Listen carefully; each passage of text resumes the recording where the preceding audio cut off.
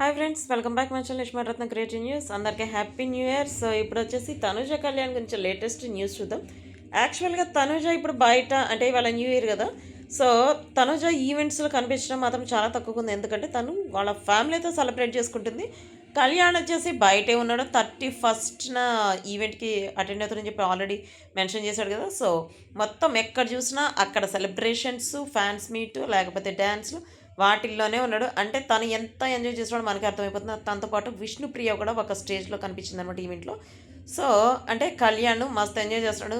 నాకు కనిపించింది ఏంటంటే తనుజనైతే ఇంక అసలు మిస్ అవ్వటం పక్కన పెడితే అసలు తన గురించి కూడా ఎత్తలేదు ఎక్కడ.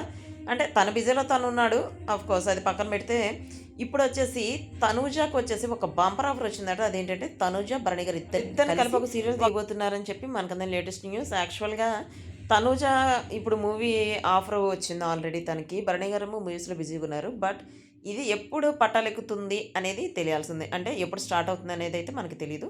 ఇంకొకటి వచ్చేసి తనూజాకి ఒక బ్యానర్లో ఆఫర్ వచ్చింది. ఆ ఆఫర్ వాటి గురించి నెక్స్ట్ వ్లాగ్లో చూద్దాం. ఇప్పుడు వచ్చేసి చిన్ని సీరియల్లో నిఖిల్ అయితే బయటకు వచ్చిన తర్వాత ఎట్లా అయితే ఒక సీరియల్ చేశాడు గుర్తుందా, చిన్ని సీరియల్.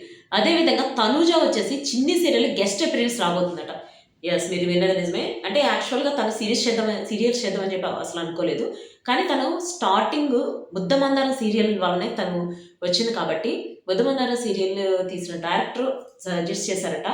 యాక్చువల్గా చాలా ఇంపార్టెంట్ రోల్ చిన్ని సీరియల్లో తను చేయమని చెప్పి అడిగారట. అడిగితే ముద్దుబందర్ సీరియల్ డైరెక్టర్ గారు చేయమని సజెస్ట్ చేస్తే తను చేస్తాను ఒప్పుకుందట. అది ఓన్లీ 1 month షెడ్యూల్ అట. సో అంటే త్వరలో మనం చిన్ని సీరియల్లో మన తనుజ గారిని చూడబోతున్నాం.